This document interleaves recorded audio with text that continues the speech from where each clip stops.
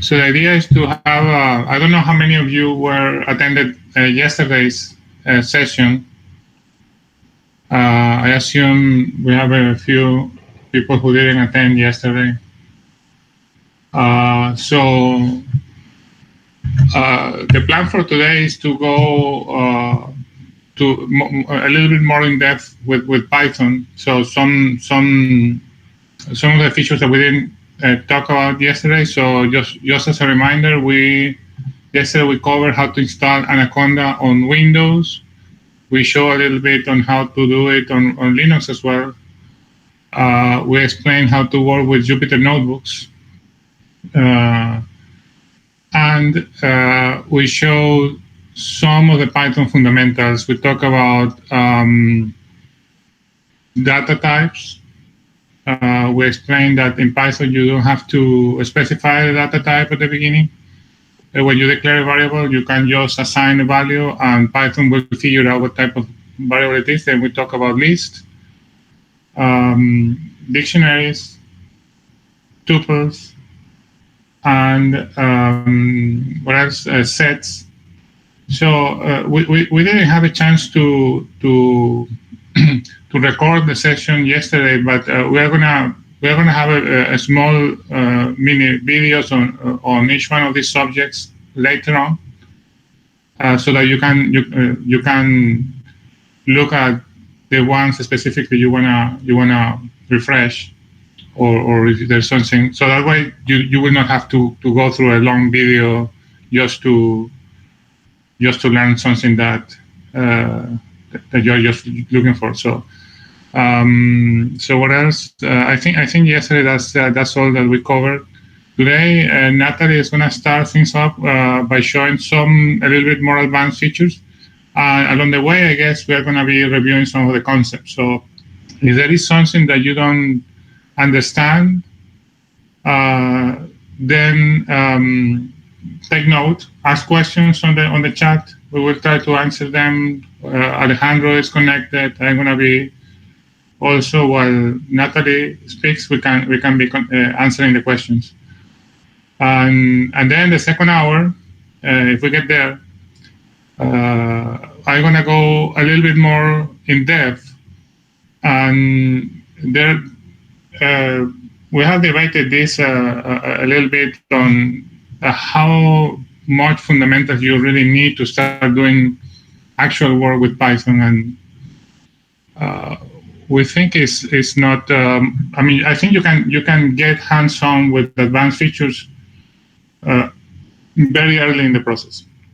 So because with tools like Excel, you just do that, right? You just go ahead and do work, and even if you don't know much about the tool. So let's try to go to have a similar process. I'm going to show how to plot, how to read data, how to manipulate data, and how to save it.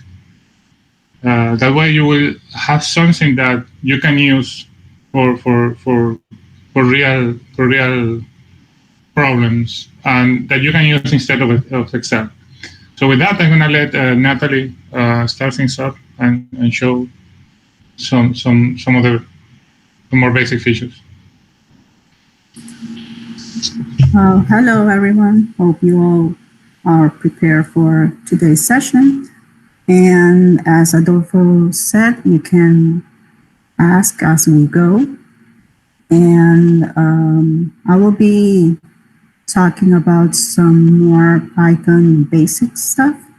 And I think that things will be, examples will be very, very simple, because what we want is you to focus on what the concept is, but things will be more enjoyable after we actually do an example and see how we can use all these concepts. So I want to begin talking a bit about, I haven't shared my, wait a minute.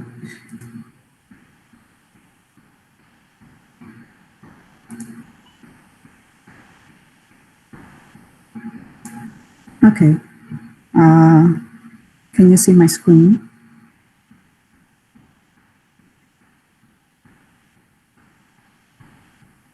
Hi. Yeah, I can say it. Nathalie? Okay. Yesterday, we talked about some data types, and we saw with the list that there was a problem when you take a variable and make it equal to another one, and you change things. They get kind of mixed up the variables, and the concept of that is that in Python we have some data types that are mutable and some are not mutable, and this diagram shows it. So to make an example of it, if we define a variable with integer number 10, and then we equal a new variable to the one we defined before, and we make some operation, in this case multiplying. Make it bigger.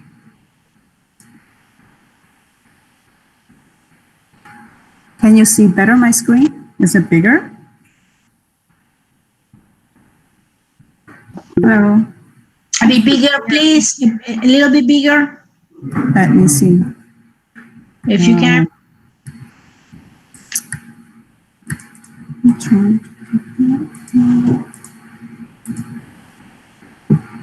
What about, is this better? Much better, thank you. Yes. Okay. It has a delay on what is happening here and there. I don't know why. Okay. So it keeps growing. Now it's too big. Go down. Oh my God.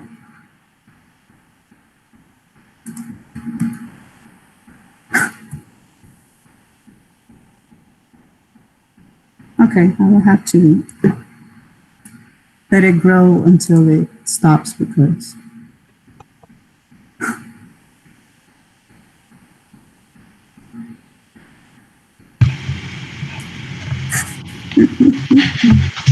Just wait.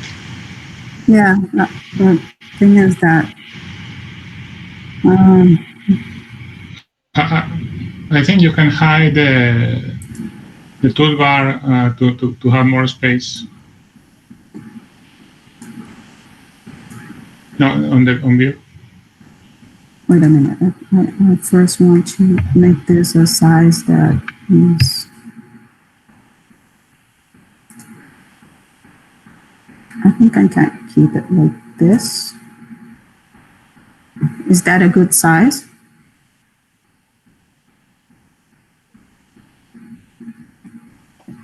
That's Yes. good. Thank Yes. you. Yeah. Okay. So our second variable, we make it equal to the first one.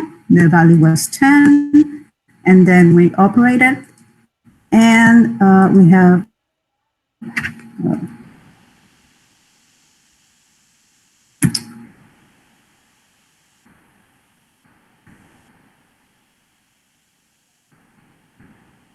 wait a minute, I have to change it from here because my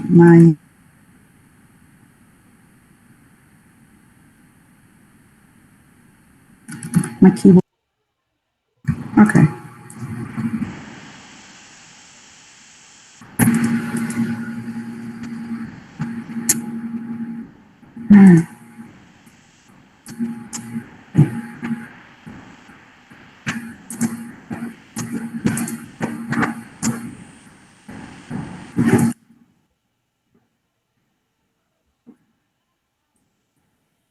No, pensé que era esto que lo tenía adicional, y ahora resulta que no, porque está lento, tiene un delay ahí que no. Podemos tomar que yo te tengo. Yo te tengo. Sí, eso estoy.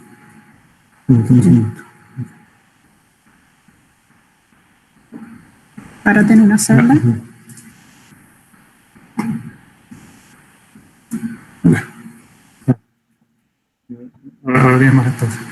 Okay, ahora sí está. No. Okay. Sorry about that, folks. Okay, so when we do this, we get the impression that when we equal these two variables, we're getting the value of it. But because our first variable remains with the same value and everything seems to work fine. But then we try to do the same thing with a list. So here, list one, I take a new list, equals it to the first, make an append. So you may think that you're just changing the second variable. And what we have is that list one was also did change. And these two Nathalie, things. I think your screen is it's frozen. Can you just stop sharing and reshare again, please? Okay.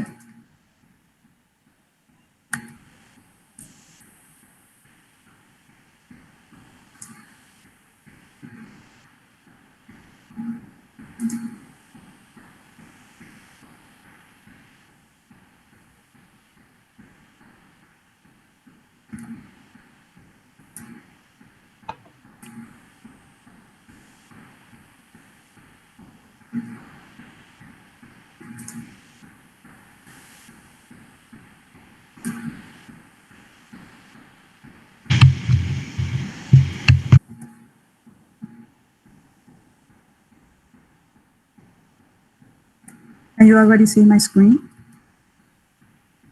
No, it's black. It's a black screen at the moment.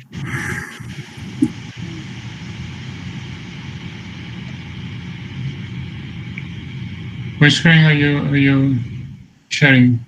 It's a notebook. Okay, you have only one screen.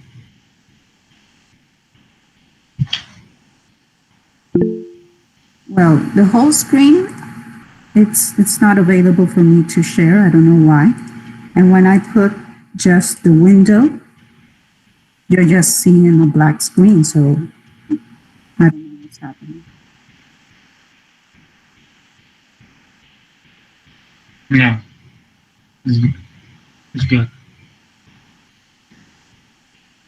Going again.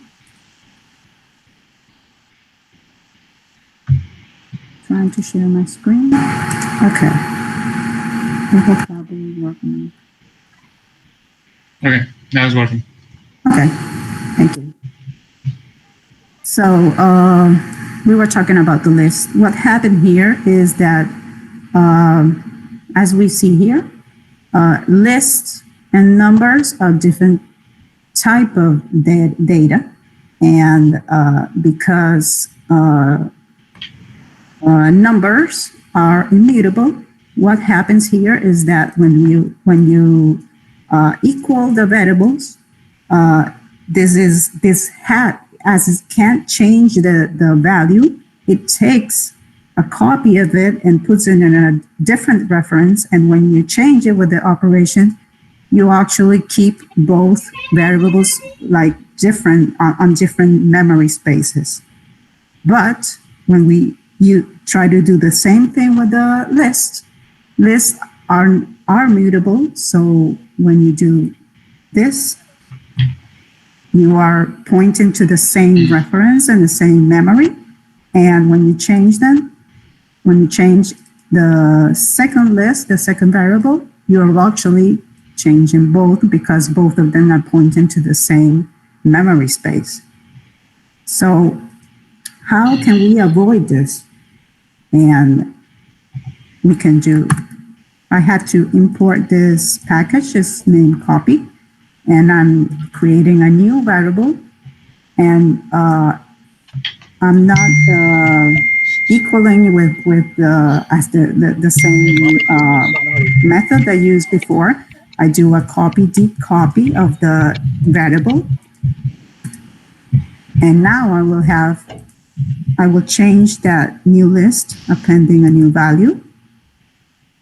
So you can see it has now the fifth element, but the variable which I took the copy from, it remains the same. So this could be our salvation to avoid that kind of mismatch in variables when we don't want to have the same pointer to them to the value of both variables. Okay, that was a kind of parentheses and like to wrap up all the different types of data that we saw yesterday. So we can do the same thing, of course, with dictionaries.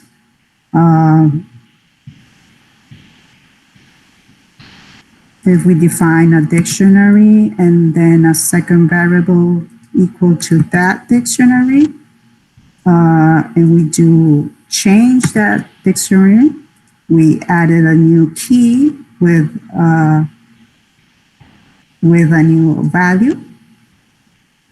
No, we changed the value of the same keys, sorry. And now that second dictionary is changed, but the first one remains equal because I think I didn't.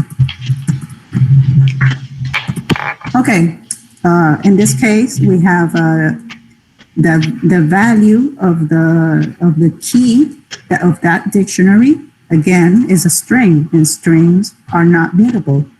So in this case,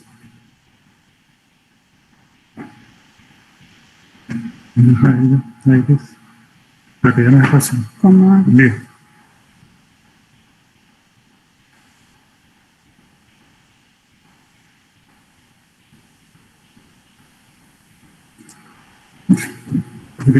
Okay. Okay. If we have another dictionary where we define values as list,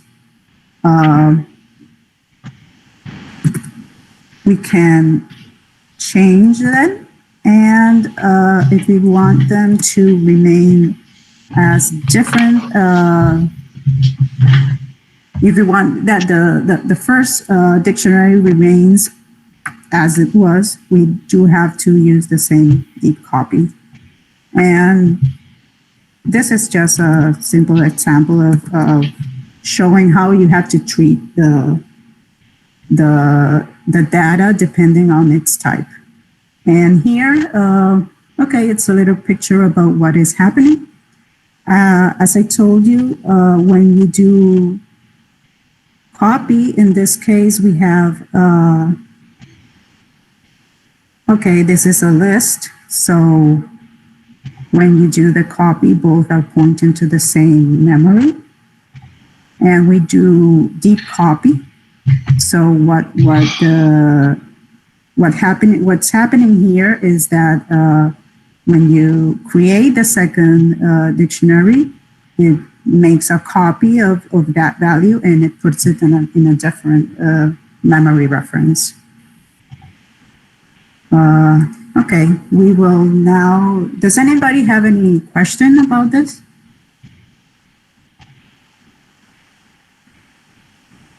I think that these things these concepts you will, if you're not familiar with them, you will see the most of them when we talk about the applications. Okay, now programming concepts that are fundamental on each language. We have the operators. And we can have logical operators, as we do always in math. And so this table shows all the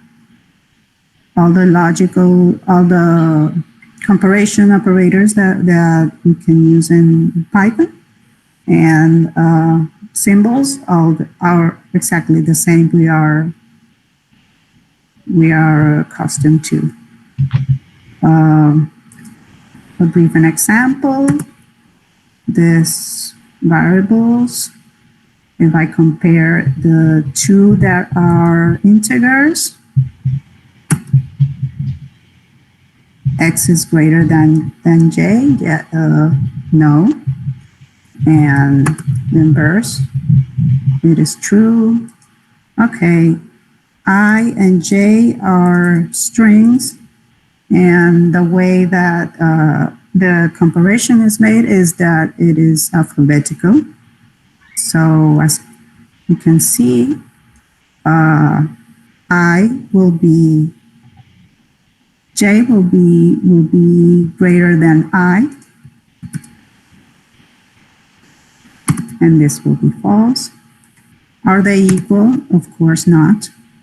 If we do this, for example, I say that I is equal to second, I think that's the, and then I say is I,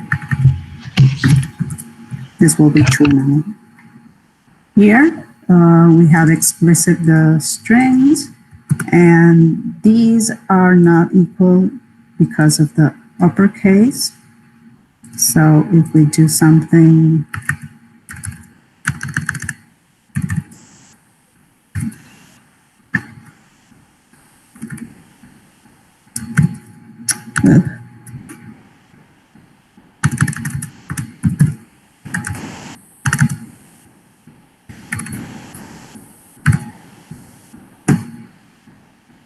um, da, da, da, da, da.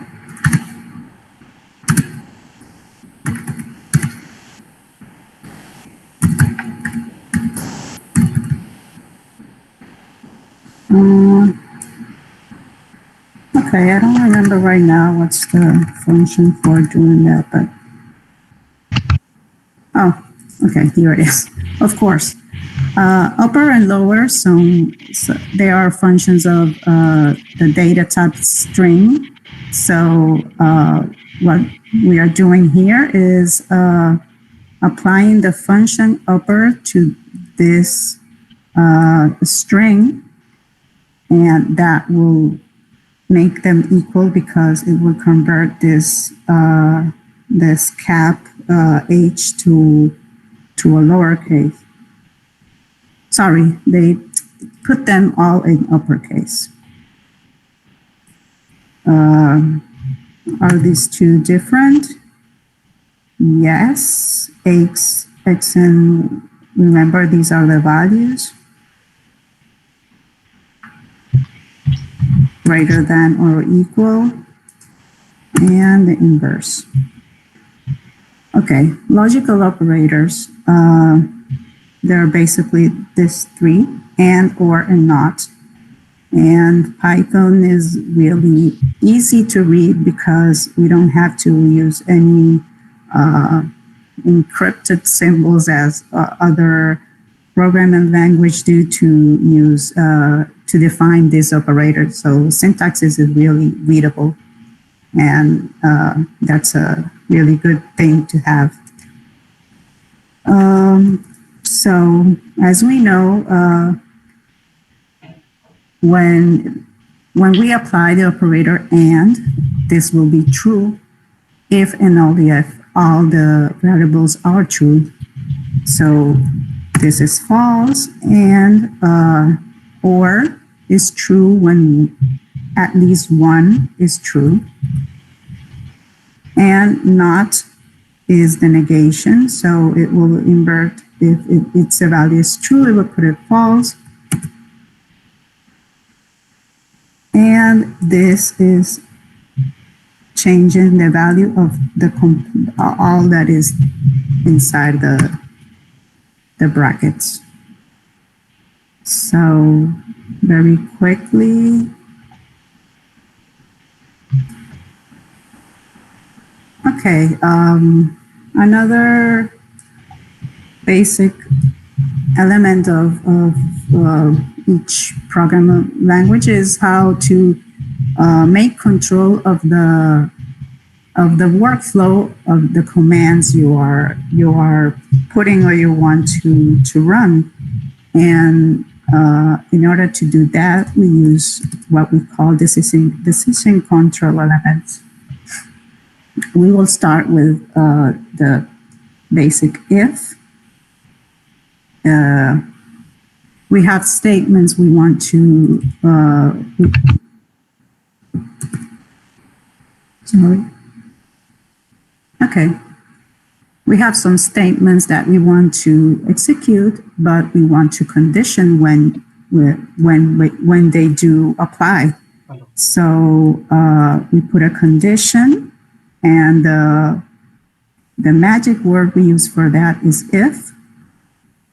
So this condition is the evaluation of this. If this is true, what is here?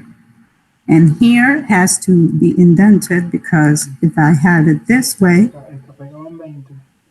the condition doesn't have a block of execution. So Python doesn't use, like other languages, not any character to distinguish or to enclose the block that you want to put inside in this case, a condition.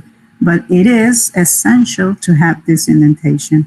And indentation must be 4 spaces, or what the tab key gives you.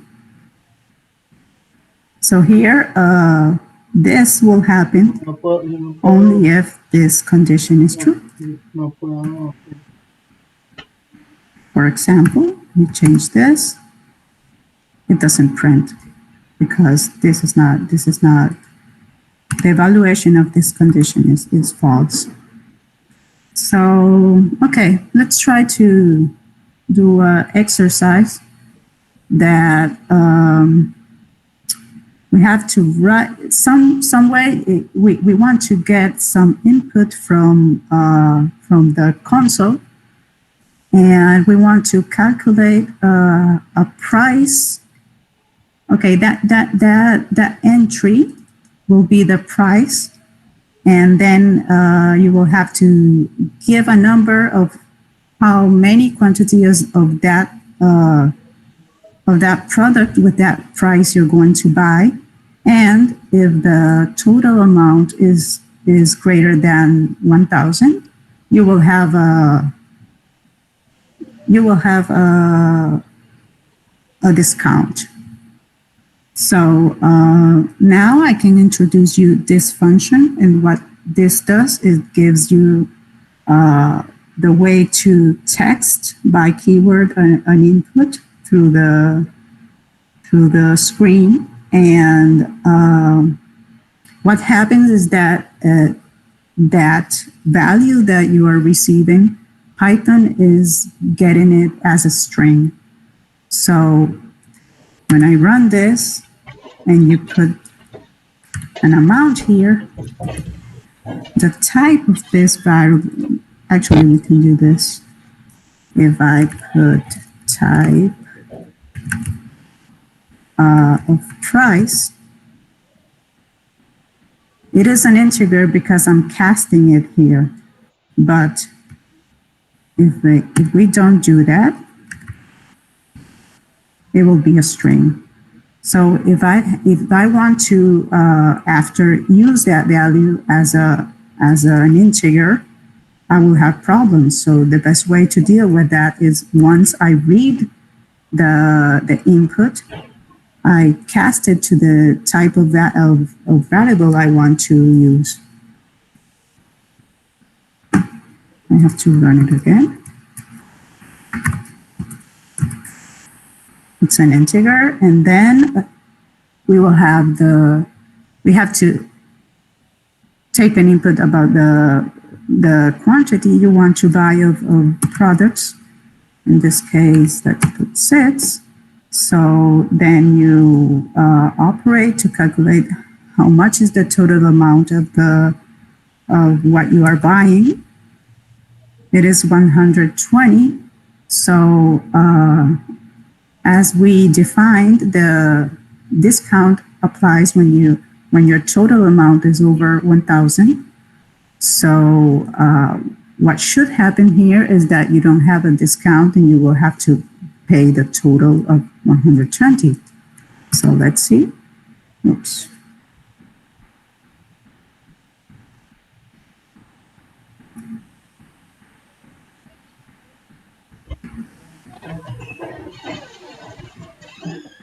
Okay.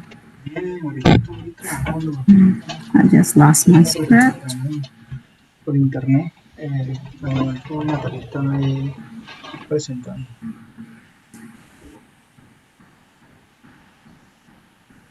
No, estamos en casa de Jacqueline. Sí. ¿Cómo estás?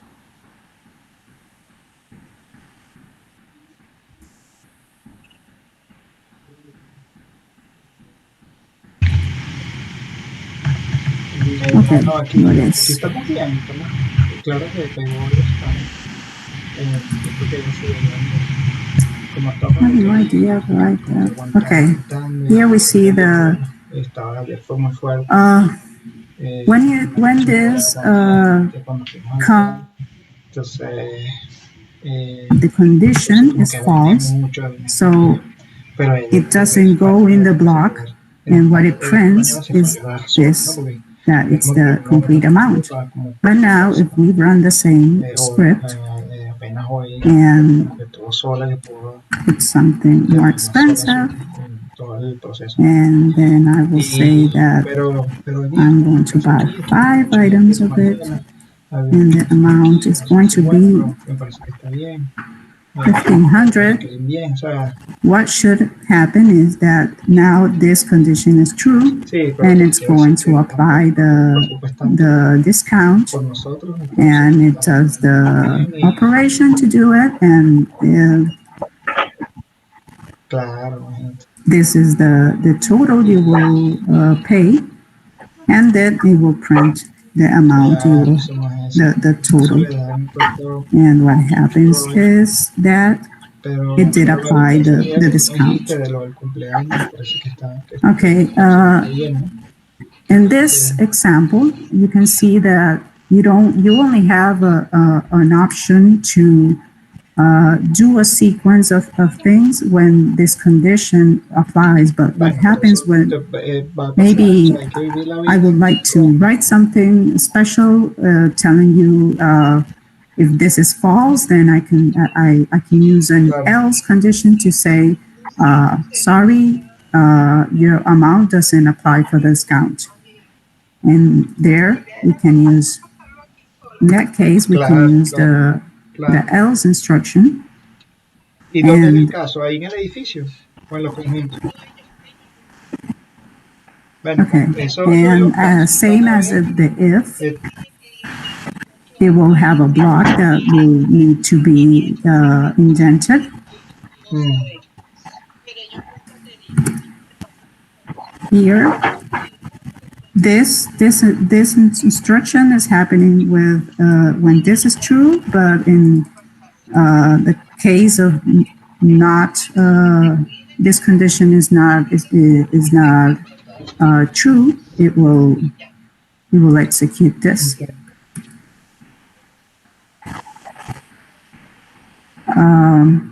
This takes a time to let you know what is happening here, and this curly parentheses are some placeholders that will take the values that I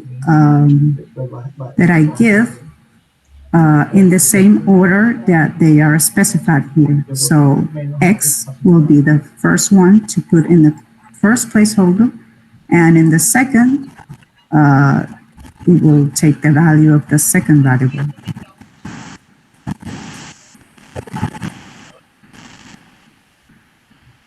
Else if, and it's contracted as if.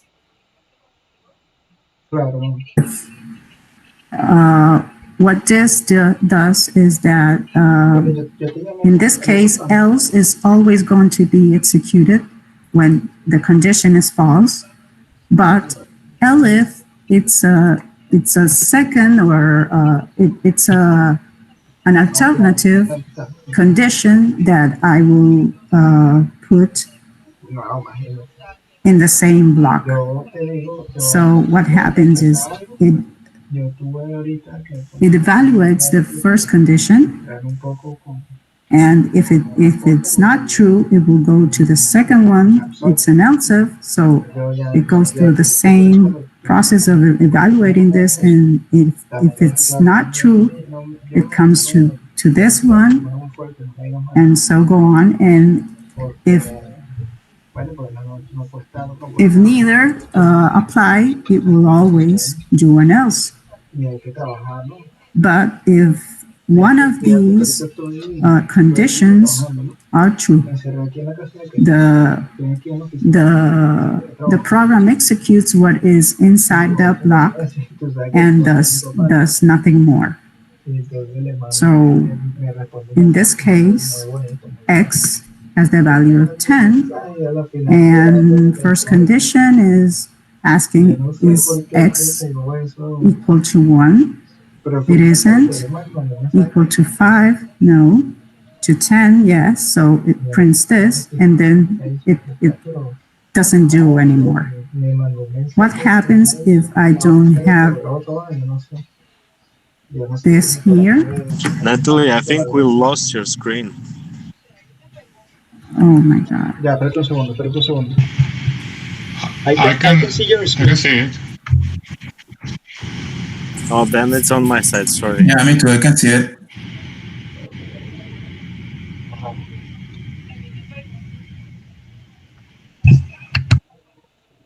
Okay. Okay, that is all related with the if conditional. We will now move to while.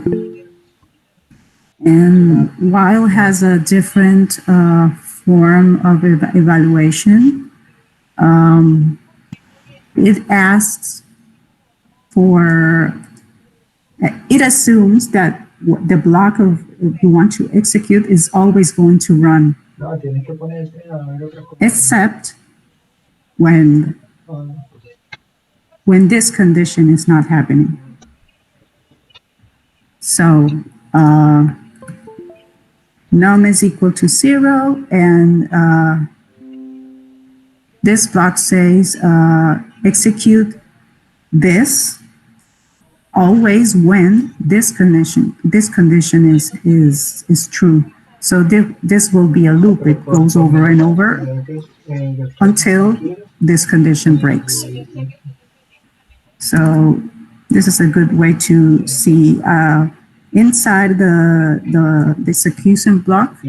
We are adding 1 to the value of num, so it's incremental, and we're writing the value of that variable, and we can see the just until the last time it will go in the block. Num should have the value of 4, but why is it printing 5? And the reason is that it comes in with 4 the last time, but we are then adding 1 more, and we are printing it after. If we want to know exactly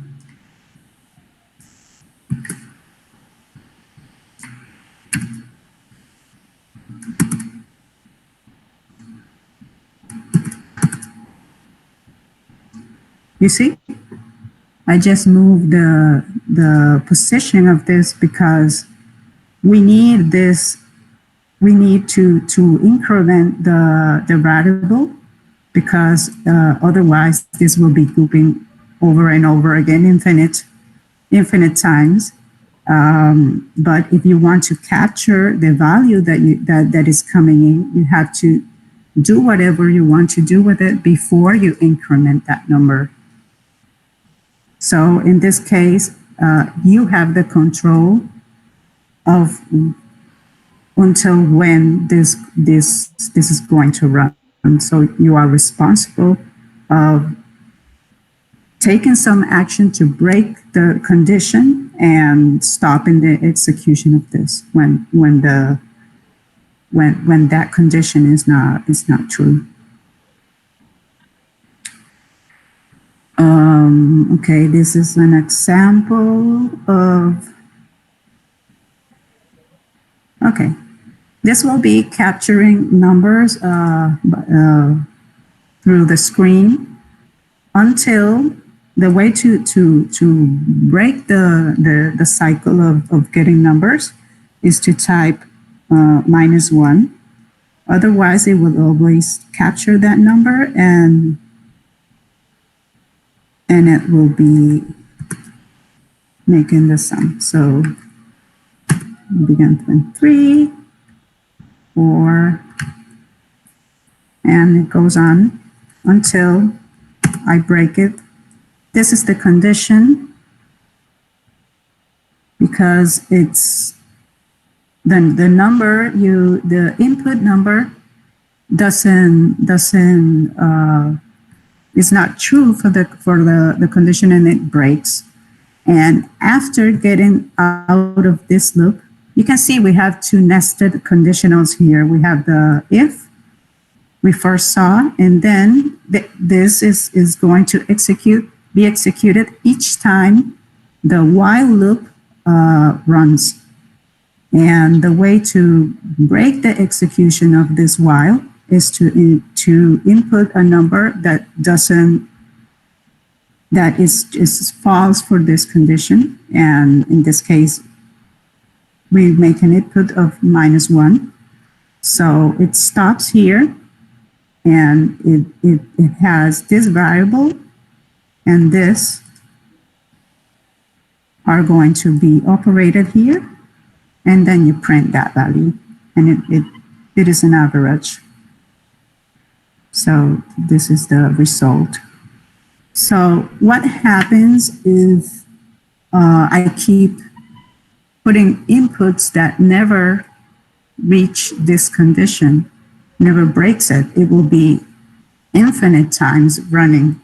So this makes you realize that when you use a while, you have to be very careful, because you can easily make a wrong decision about what the condition is, because maybe you don't change it inside as you should, or it is a condition that will be always true. And this will be an example of that. While true, so anything that happens inside of this, it will always go over and over again, because this is always true. Is always true. So this could be a headache. Here, it's not so dangerous, because if I make it run, it will never stop printing this, but I just have to stop the kernel here, and it will break. But when we have a real project, sometimes it's not so easy to find that problem and make it stop. Actually, it could make your memory be full.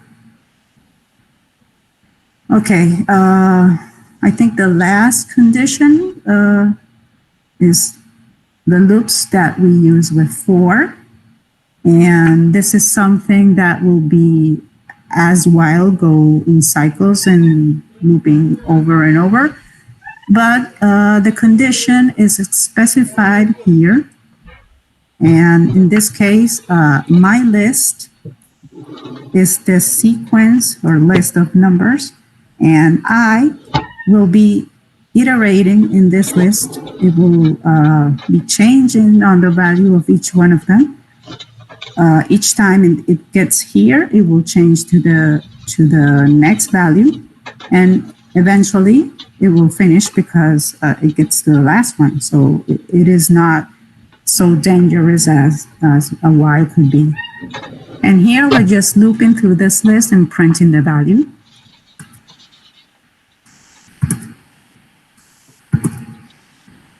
So we have here each one of these values are printing. We can loop over any kind of list. Here we are putting together strings and integers because we could be executing things here inside that can break if we don't use the data type that is correct. For example, if you're operating things, you won't be able to use this string. It will break inside. Okay. Again, we will loop over all these values and make the average. So it's print. It will go through each one of the values, print the value, and make a sum. It's accumulating the numbers here. And when it finishes, it will, okay, this function is interesting. This length is telling me, is returning the value of how many elements does this list have. And what we're doing, we are calculating the average, and then we're printing. Okay, this is a nice picture to demonstrate the difference between how a for and how a loop works. And each one of them have an initial state, and the for has here a conditional that is evaluating if it has to go over again, and if it falls, it breaks. It gets it stops the execution and goes to the next level. But the while, as we already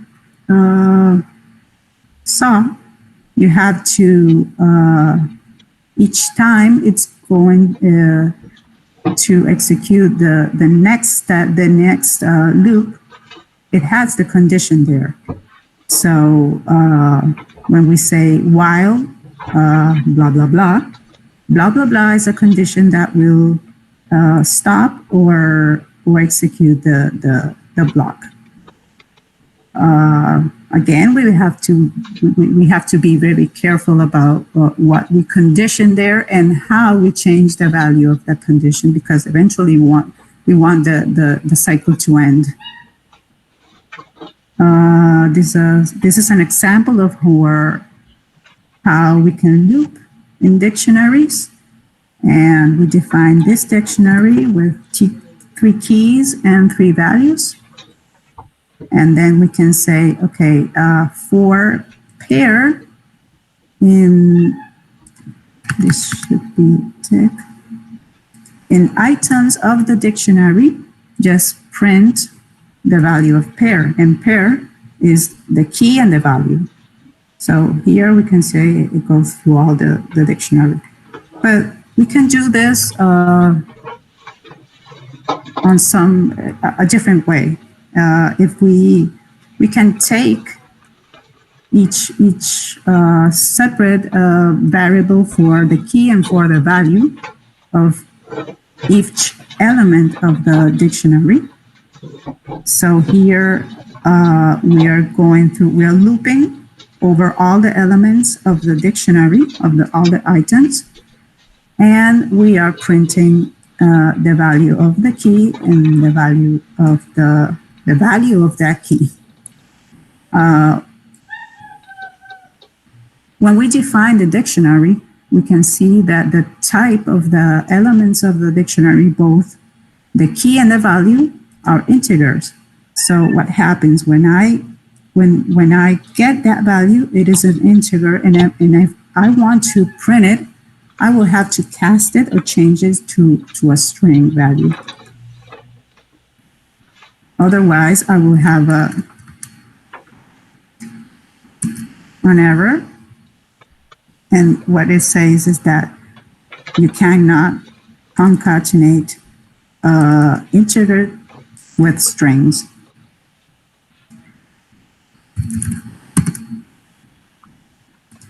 Okay, I did it again. There it is. Okay, another way to do it, we can take, here we are just getting the keys of the dictionary, and then with the key, I can ask or request the dictionary to get back the value of that key, and that's what this function is.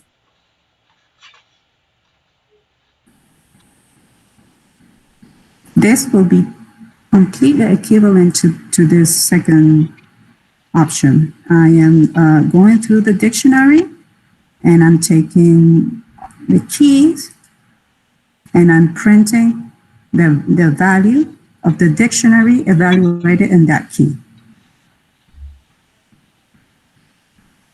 Same way, we can loop over strings.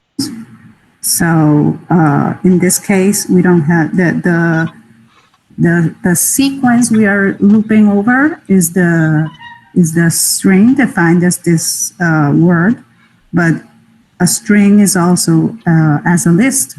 Each character is an element of the list. So we can see here that this 4, we are going through all this sequences, and we print each character. This is an example of nested fors. We saw before an example of a while nested with an if. This will be 2 fors. And what happens here is that the first element takes a value and will be looping over. When we go into the second for, this will be looping inside until this condition is false, and then it will go over to the first one. So first time, we are printing inside here the values of each of the variables. Okay, range is a function that will return values between these two values, and this function will give the result of this will be a list of each one of that elements, and it will go through 1 till the second minus, it will be 1, 2, and 3. You can see it here. Let's change this to be more here, and then we will want to print what does they have. Okay, first time you can see that the X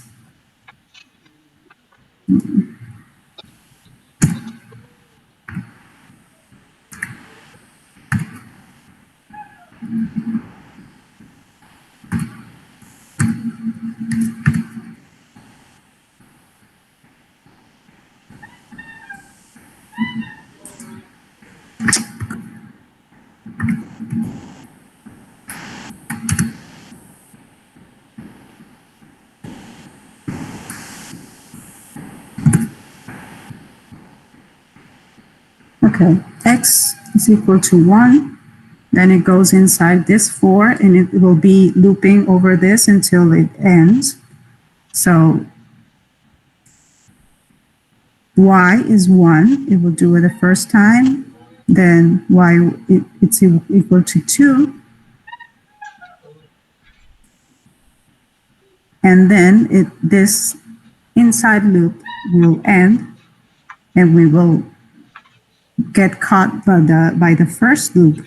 And what happens is that the first time it was 1, so it will go to the second value, that is 2, and it executes again the inside 4.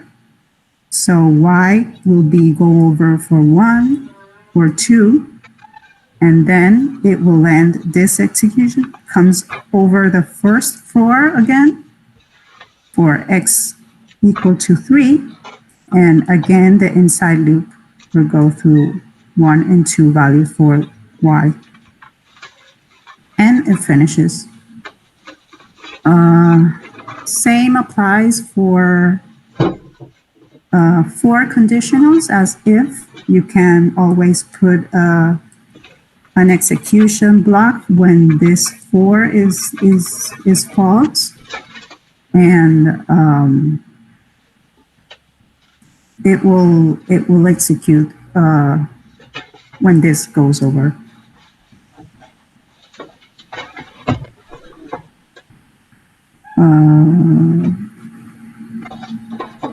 This is same kind of example with the conditional while. This will be equivalent to this one. So differences, we have to make the conditional value, we have to make a change. When we work with 4, it is changing automatically here, but in a while we have the responsibility to change it. Otherwise, it will remain the same and it will go over and over again. We have the break instructions, and this is really nice because what it does is that in this case we have this while is going to loop through, and when this condition is true, this break is telling it to go up. It goes to the level, to the nested level that is before the level before. If this is something with nested loops, it will go to the one that called this block. So we can see it like a matter to a reference could be the indentation, because we can say, okay, this will take me out of the outer indentation. So when this condition is true, it will go out of the loop.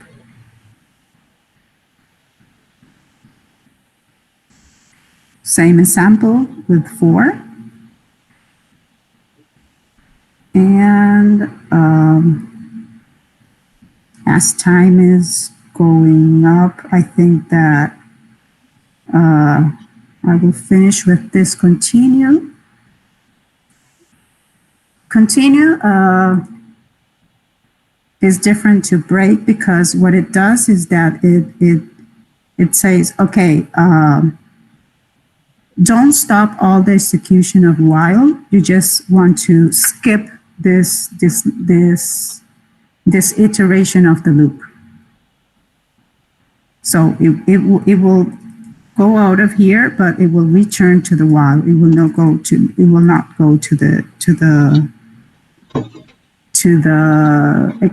the instruction that is called after the loop. Sorry about going over all this. I know it's boring stuff, but you will have the notebooks, and you will have time to go over at your piece and ask anything. Pass is kind of a dummy instruction, so it basically does nothing. You will maybe ask, why do I want to do nothing? Have a condition for not doing nothing? Well, when you begin to program, you will see that it is really good, because sometimes you have to do something when when this condition is true, but you don't know exactly what now. So a way to know that it's detecting the condition, but you still don't want to change things. You will have the way to make the skeleton of your program, and later go through exactly what you want to put on that instruction.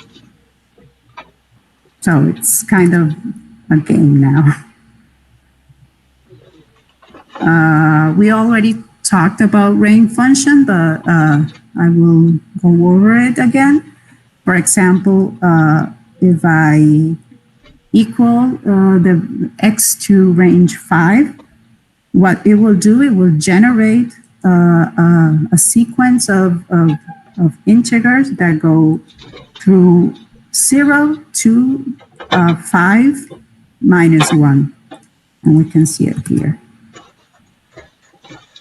There are ways I can modify this. I can tell it will always begin on 0 unless you tell it something different. So if I put this, it will begin on 1 and go until minus 5. I can also tell it, okay, I don't want you to be incremental y by 1. I want you to go, actually I could do this.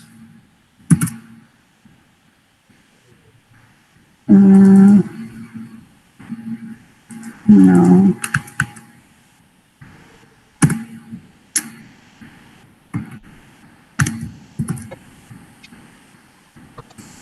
No, I thought I can put the float, sorry. But I would tell it, okay, go 2 by 2. So 5 doesn't appear because the range is going to 1 to 5 minus 1, that's 4.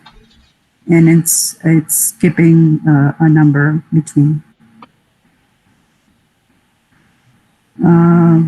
Okay, I think I'm over time a lot, and you will probably all be bored about this stuff and want to start to see how you can apply all this.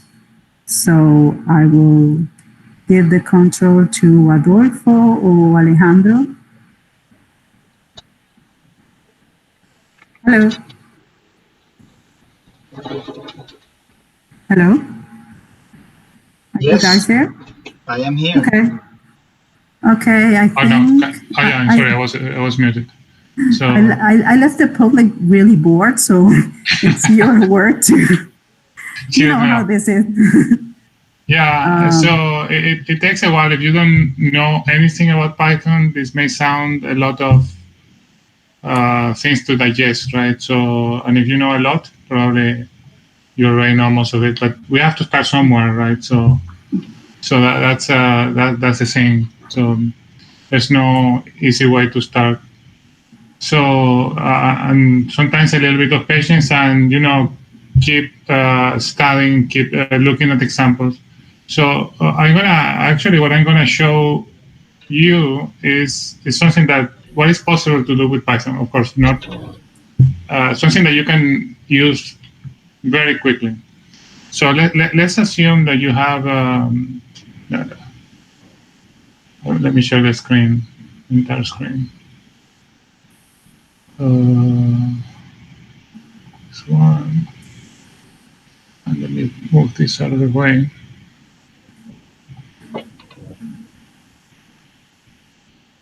Can you see the screen now?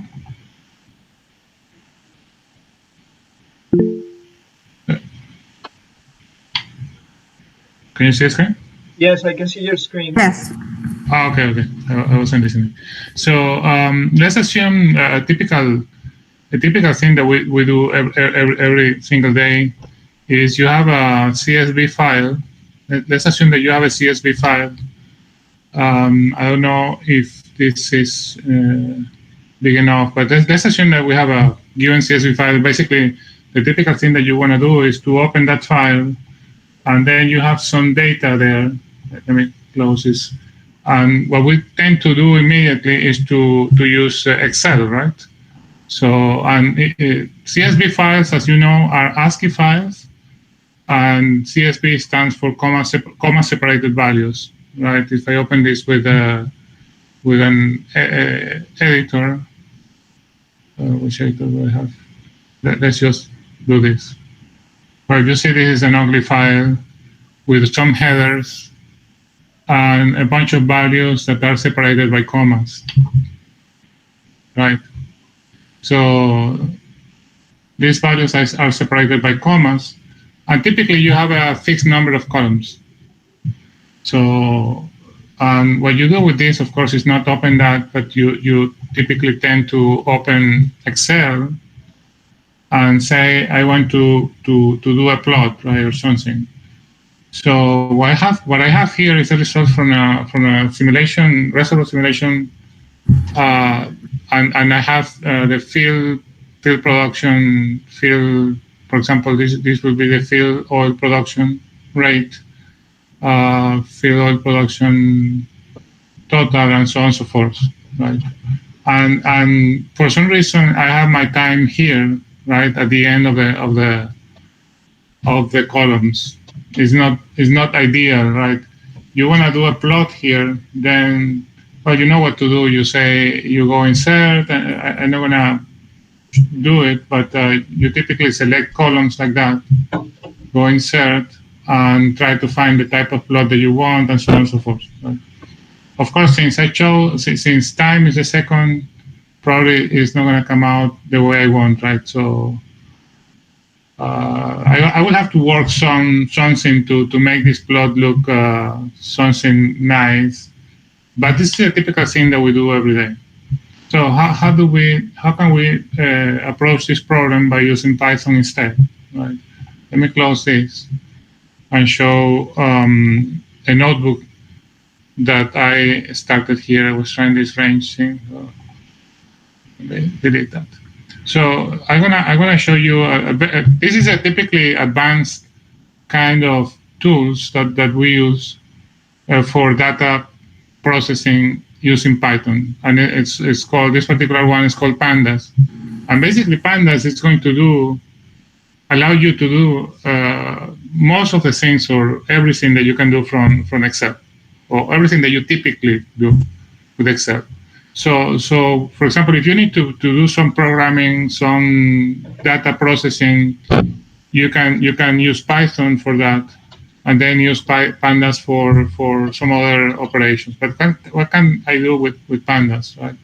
So basically, I have my file here. This is the file I just showed you. Let me follow my advice here. Eliminate this. Okay. Does it look better now? Let me see. Yeah. So the way we in other packages. So Python by itself doesn't do much. It does a few things, but the real power comes when you import some additional packages. And we're going to be importing Pandas, which is the data analysis module, let's say. So let's forget about this one. So Pandas has a series of functions. For example, let me mention that I'm importing Pandas as PD. You probably will see other forms. The reason is I don't want to type Pandas everywhere. So PD typically is used, and it's like an alias for Pandas. So you specify import Pandas as PD. What it means is that everything that I call with Pandas is going to be PD instead, to save me some typing. This is more obvious when you import something like matplotlib.pyplot. You don't want to type that every time, so you say as PLT. So every time you type PLT, that means all that. So it saves time, and also these are universal conventions right now. Everybody will use it that way. So I have my file here, And right now my current directory, and let me show you this useful package, OS. This gives you operating system instructions, and then I can say OS dot get a current working directory, right? And then you see that's where I am at right now. You can use this to change working directories. You can do many different things with OS. And the first thing I want to mention before I go into that is that you see the double slash. The double slash is because a single slash is a reserved keyword in Python. So you really need to do double slash. So there are other ways to avoid any kind of misinterpretations of the character. So, for example, if you do things like this, that typically is a tab, or this is a new line. So we try to avoid the single slash, and then we use double slash. So let me. Well, that's too much. Let me delete that.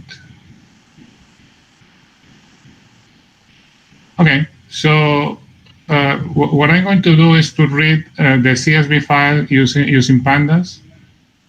And I'm going to store those values in a variable called result. Right, I execute that, and let me see what do I have in results. Okay, let's use this. So results is going to contain. You see, this is a single variable. One variable contains all the information that is stored in that CSV file with headers and everything. So this is like magic, right? Just one variable contains all that information. Is very impressive. The kind of things that you can really do here. This is all your values. Now that you have those values in memory, you can do things with it. So one thing that I like to do is to see the keys, because this is going to tell me the fields, basically, or the names of the different columns. You can change them, or you can set them later, but right now let's assume it this way, because it's going to be a lot of work. So I mean, many different things that you can do here. So you see your keys that were there on your CSV file, and obviously you can look at the result. For example, let's see that I want to work with this variable. No, I want to, that's 0. This will be field oil production totals, right? So let's call the variable field oil production total. Let's use that, and I want to capture only that particular column. So I can say results. Mistype, and then I do field oil production total. And now my variable field oil production total contains just that, and the first column that you see here is an index that Pandas is going to assign, so that you know it is a reference for first values 1, 2, 3, and so on and so forth. If you just want the values, you can say values.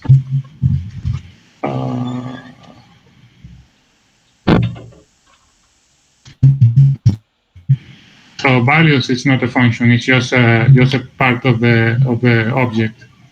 And now field oil variable is just an array with all those values. So imagine if you had to do this with something else with Excel or something, it's going to become complicated. But let's see what else we can do. Let's assume that you want another field in your.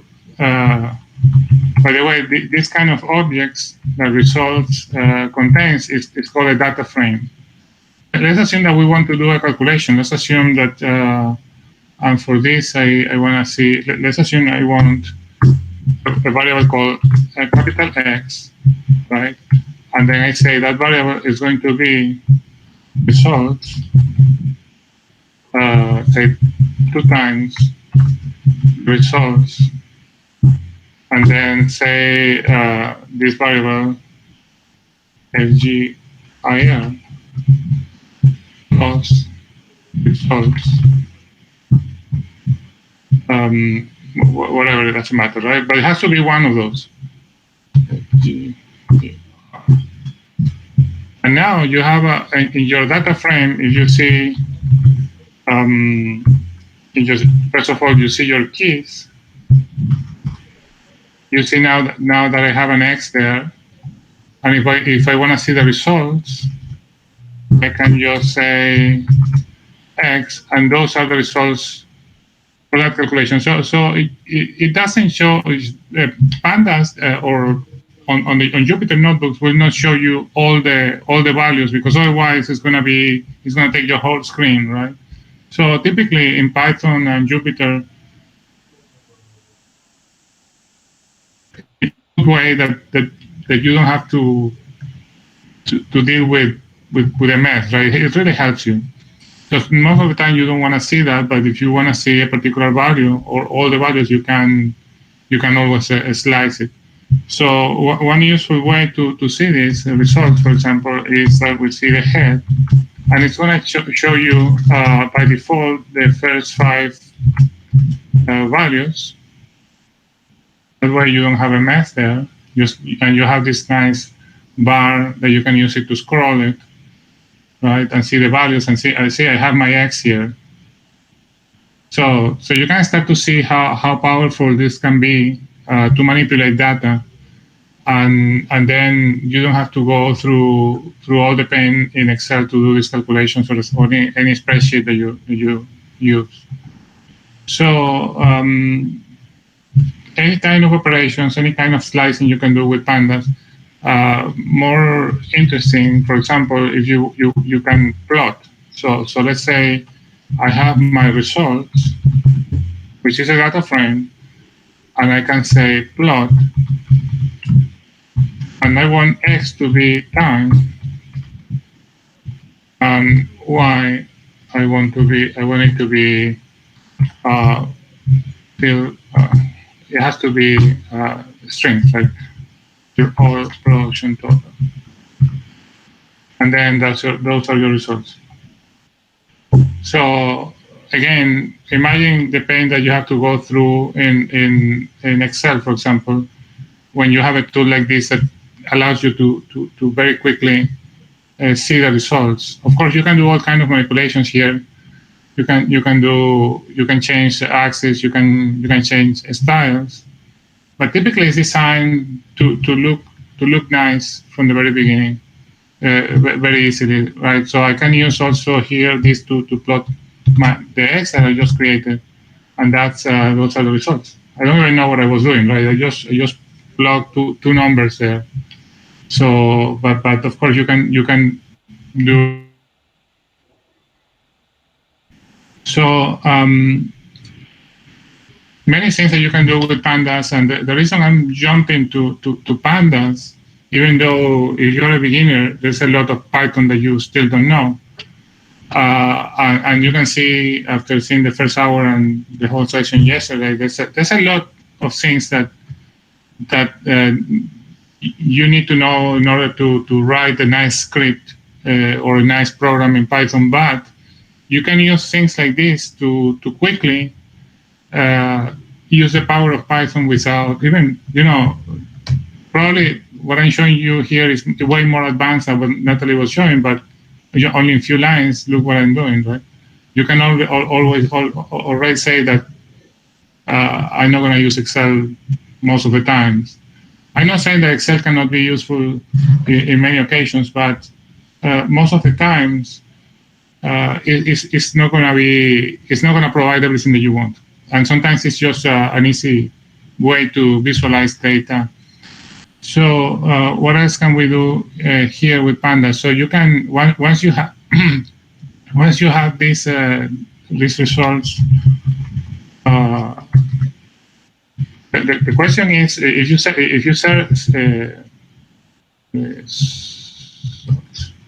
if you close this session, you are going to lose the memory, as we mentioned yesterday. So if you close this notebook and close the session, you open it again, you will see the visualization and everything, and we'll see the lines, but the memory is going to be gone, right?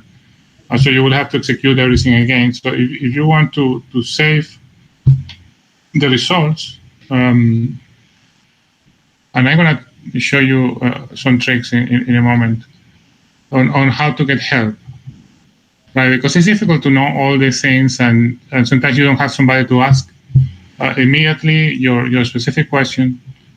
So let me show what I would do if I don't know how to save the results, right? So I go to Google. So save CSV Pandas, right?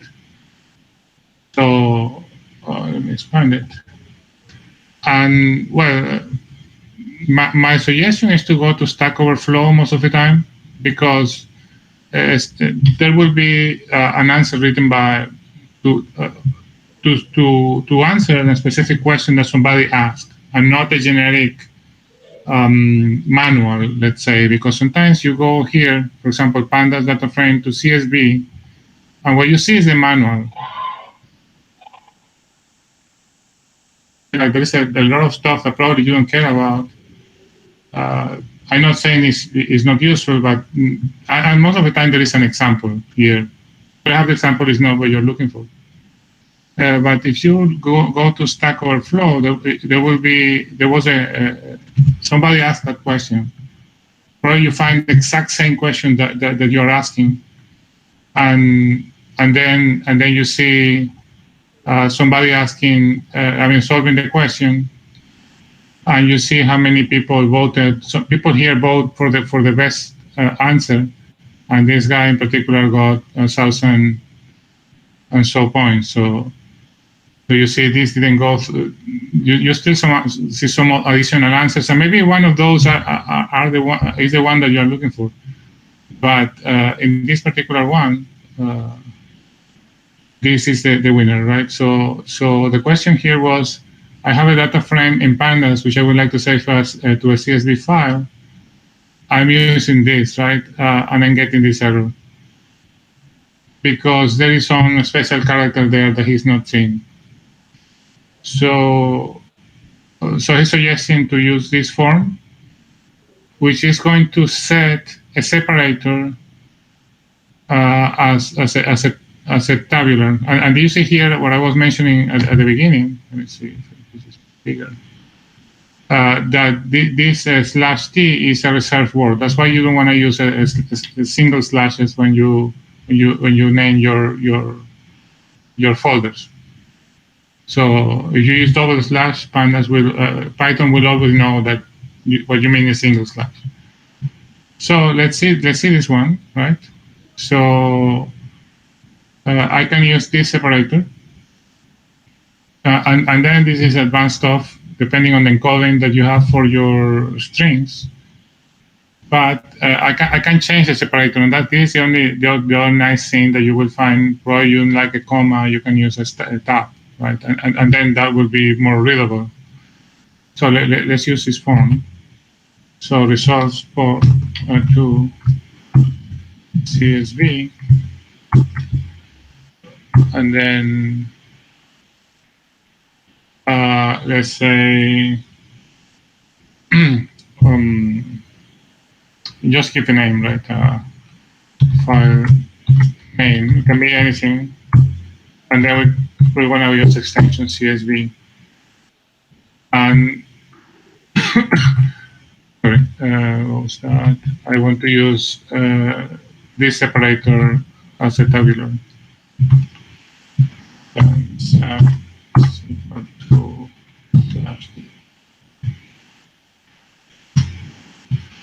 Now I go to my browser, and I should see something called file names here. If I open it with an editor, let's open.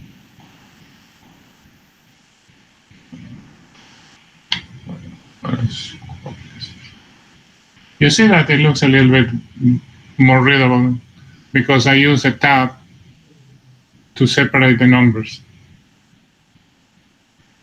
Even though this may not be what you want, but still it's more readable. And then I can again use Excel. Is that what you're using?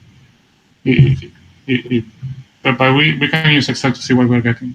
Well, of course, Excel doesn't open that by default. We have to because Excel doesn't understand the tabs. Excel understands the. I mean, I can specify the tabs, but certainly that's why CSV are, Excel friendly. So if I want to fix that, I can use a separator and say I want a comma,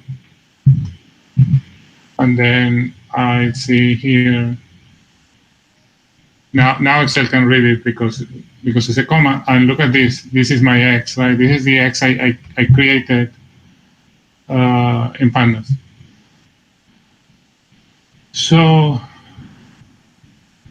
this is powerful stuff because at once you have a tool that you can use to manipulate CSV files.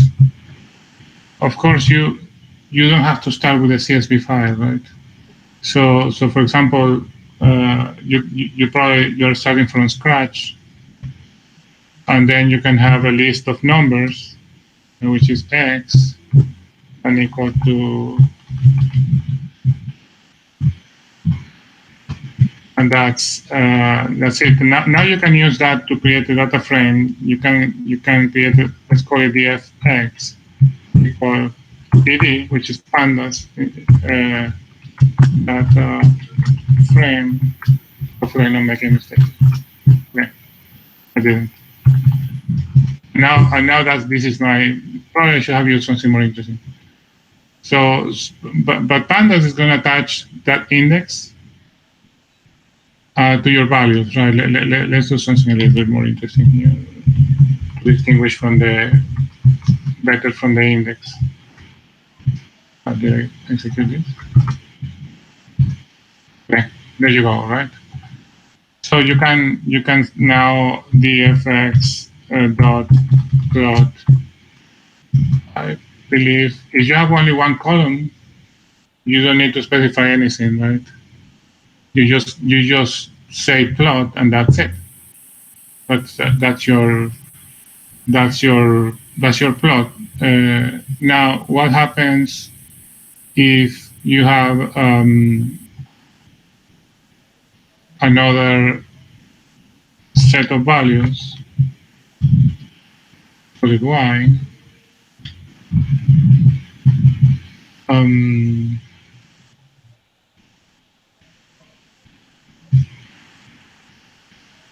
And then let's do something like that. So what I would do here is to create a dictionary first and say my data is equal to x x dot x. This is going to be a dictionary. And y is y. So in this dictionary, the x is a key, and this x is a value, right? And same here. So the key can be anything, but it has to be. Well, it can be anything. I can show you all other options. So I do that, and then I can create my dictionary with data.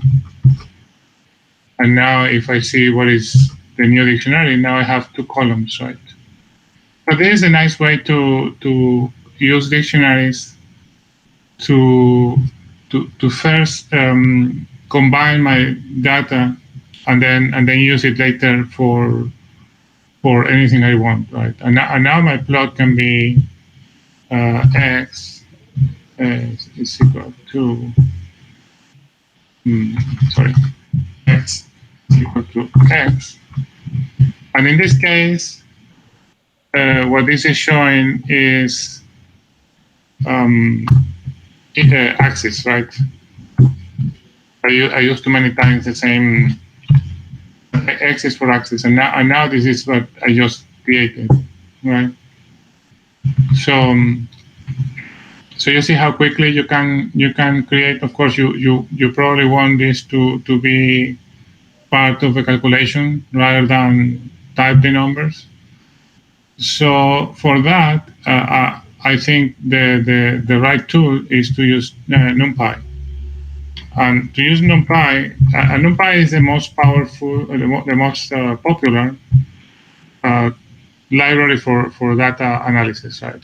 For calculations. But basically, Numpy, what it does, allows you to do is to Numpy was designed to replace MATLAB actually. So that anything that you do in MATLAB, you can do it with Numpy. And the difficult thing that you do is import Numpy as NT. And now you can say, I want my X array, or let's do a different name, just not to confuse things. And then np dot array x np dot array y. And now xx is an array, it's an object, a NumPy object, and so is yy, while x and y are lists. And if you remember, data is a dictionary. So these are different ways to organize your information. But what is the advantage of each one? That will depend on the context, on the specific application that you're doing. So if you're doing math, if you're doing calculations, you must use NumPy. NumPy is a way to go, because NumPy is optimized for math. And for example, and we talked about this yesterday, but probably some of you were not here, or probably was too much information. But if you do x plus y, and x and y are lists, let's call that z, what you get is that object, right? So it's a concatenation of x and y. And probably that's not what you want. What happens if you do zz equal to xx plus yy? So you see, actually we'll add the elements in element-wise fashion, which is probably what you want if you're doing calculations. So and this is going to be an operation that is optimal, is very efficient, because it has been written that way internally. So NumPy is a set of functions that were created mostly in Fortran, and they were exported to Python in a very user-friendly way. So NumPy is going to be your best friend if you're doing calculations, and Pandas if you want to do more general data analysis that involve plotting and everything. But still, even if you have only NumPy arrays, you can plot using matplotlib, and I imported matplotlib here at the beginning. So matplotlib is the most popular. Actually, when Pandas does their plots, what Pandas is using internally is matplotlib, and what Pandas is using internally to do calculations is NumPy. So actually, NumPy plus matplotlib plus a bunch of other functions is what makes Pandas. So those three libraries are going to be your best friends if you are investigating any numerical problems. So let me show you something more about Pandas. You can say results. Remember our data frame, so results is data frame. You can type describe. And this is a description, a statistical description of your data. So basically, this is going to tell you how many elements you have there. It's going to tell you the mean of each one of those columns, standard deviation, the minimum values, and the different percentiles, 25, 50, 50, 75, and the maximum value. So very quickly you can get information by just typing describe, and if you type info, then you get, I'm not sure if oh yeah. Oh, this is a method. I think you have to do this. And then you see each one of your headers, your columns. Remember here I have my X, which I created. There's time, and all the other functions that were originally, or all the other variables or columns that were already there. Each one of them has 137 values. It's not null, and it is a type of variable. So each column can have different types, but each column has to be homogeneous. So one given column is either integer, float, or even strings, but you cannot have different types of variables within the same column. Same thing goes with Numpy. So, for example, you can have a list. Let's say list 1, which contains different kinds of objects. You can do that, but you cannot do that with Numpy. So I cannot convert that list to Numpy, because Numpy is meant to do math, right? So it doesn't make sense to have mixed types inside. So basically, Numpy is always going to assume that the input is in floats or integers. So that's it. What else can I tell you about these libraries? Okay, let's assume that what you have is your Numpy arrays, and you want to plot them, right? One way is to create a data frame, but probably you don't want to do that. So you can use matplotlib, which we import as PLT, a plot, and then I say XX, YY. So if you provide only 2, you don't need to say this is the x-axis and that's the y-axis. And this is my plot, right? So obviously you can do operations between Numpy arrays. I did that with the ZZ, but you can also say things like it's equal to 2 times x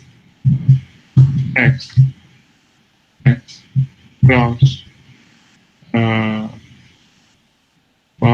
divided by 2. Now you have the results. So it's so easy to perform calculations that involve the whole array or the whole column in this case. So the other connection between Pandas and Numpy comes when I have my results, and then let's say x, right? So you see that this actually is a series. This is not a data frame. This is a series because it contains only one column and an index. So that's what is called a series. A data frame is multiple columns. A series is just one column. If I say value, now this is a Numpy array, and that's a connection, right? So this is only this way, and of course sometimes you don't want you don't want to use pandas necessarily, because pandas will always be a little bit more heavy because it contains more functionality, which if you don't need, if you're not using that functionality, you probably don't want to use pandas. If you are just operating between two sets of data. The other powerful thing about pandas, let's assume that let me see how I do this. Okay, I have my XX and YY, right? Let's assume I have and then I have I don't remember how I call that data frame that I created, DFX. Okay.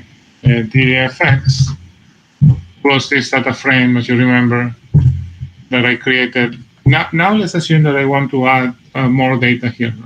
Right? Let's assume I have another vector, another column, let's say, that I want to add, and that's empty dot array, and this is the way you create a Numpy array, and then inside you create a list. Let's assume this has three numbers, right? And then let's say I want the fx of z equal to z. Of course, I made a mistake here. Okay, it doesn't match because it doesn't have the same number of elements.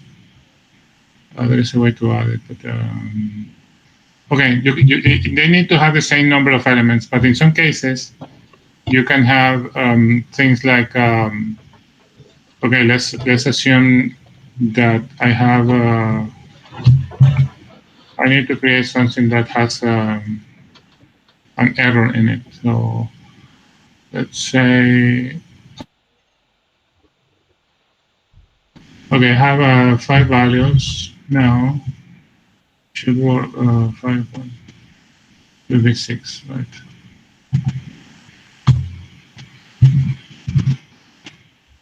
Now I can attach it. Right. Now Z, BFX has an additional column, right? Now let's assume that I have a first column.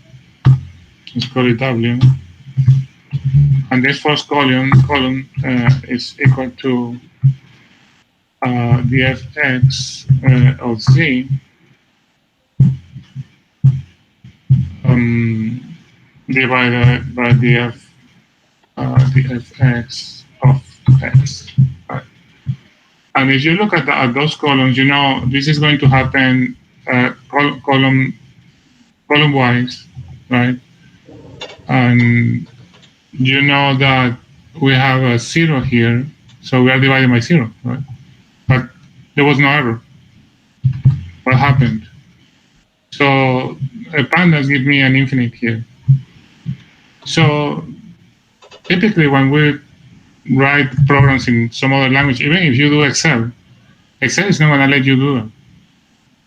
So if you are in Excel and then you say this is going to be equal this number divided by that number, Excel doesn't like it. It gives you an error, right? So Pandas doesn't give you an error. It just tells you, okay, that's infinite. So which is very powerful, right? Because now you can I mean you don't have to stop because something I mean you can have an error in one column, but you may be okay with all the others, right? And how do you do that? And I don't remember at this moment, but I can search Pandas. Yeah. So you can remove those values from your data frame.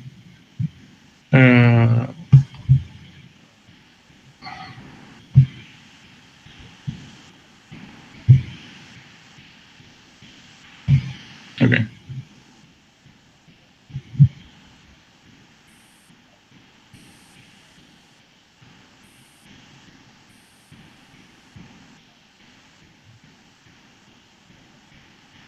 Well, it seems to be complicated, or you can replace it.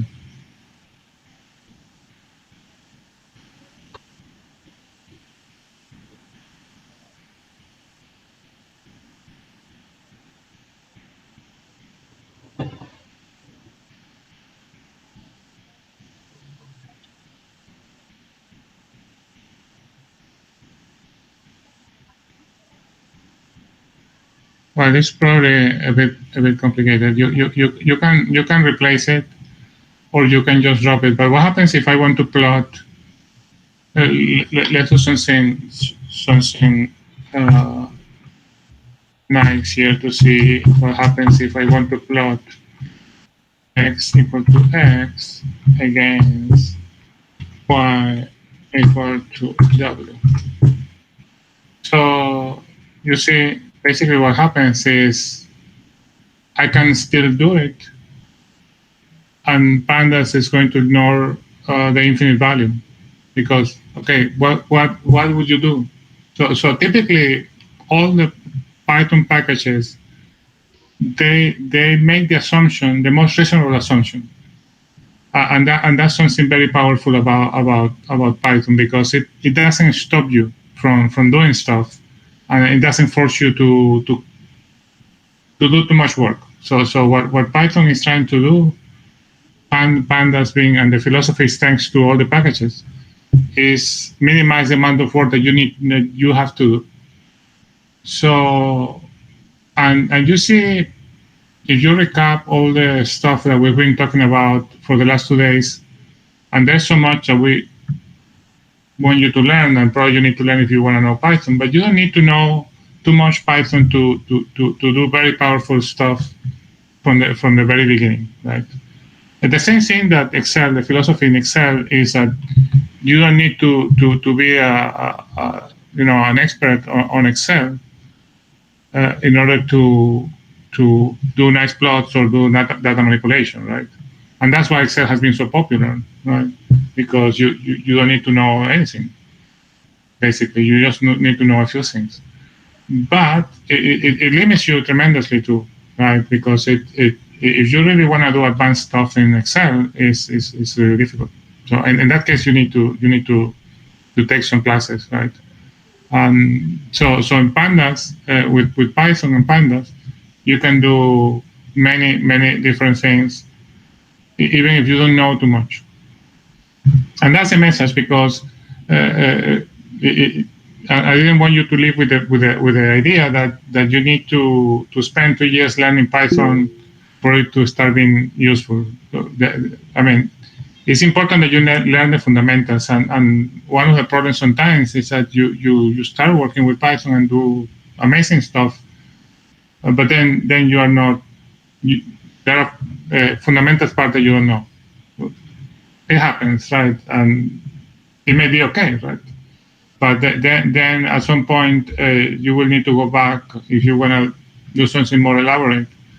You will need to go back and study those fundamentals. But the message here is this, right? So even if I have time to, I can do machine learning stuff, and with the same ease that I use Pandas, because all those libraries are there and they're easy to use. And the other philosophy I don't know, I didn't hear if Nathalie mentioned that, but there's something called doc typing, which is a funny thing in Python, because what they try to do is that the functions that are similar, they can be used in a similar way. So for example, if you have a Pandas data frame is very similar to dictionary, so everything that you do in a dictionary you can do on a Pandas data frame mostly. So a list is very similar to a list. X is actually very similar to a Numpy array, but there are many functions that behave the same way on both. For example, I can do len x, I can do len xx, right? It's the same function, but it's taking two completely different objects, and it still works. It's because in Python, you have there are certain characteristics that if an object shares, you can do that's those kind of things. So that's that makes Python so easy to learn and make progress, because what happens in many languages is that when you go from one structure to different structure, the functions are completely different. So what else is similar? Well, of course, X, the first element of X, same in both lists and NumPy arrays. So there are fundamental differences as well, right? The way they add, or the way you interact with them. For example, as I mentioned, you cannot add two. If you add two lists, it's a concatenation, while if you add two NumPy arrays, it's actually an element-wise addition. So, but in many other characteristics are similar. So I think I'm going to stop here because we are close to the end, and I don't know if you have any questions that I have been missing. Yeah, we are going to share the notebooks, and with it, I think Alejandro, did you manage to do the video? Well, Yes, still recording, and I have to check at the end and probably split it in a couple of videos. Yeah, probably the best idea is to try to, and probably what we are going to do in the future is to split as much as possible, because sometimes you just want a simple concept and you know what you're looking for, and then you don't want to look at, you don't want to watch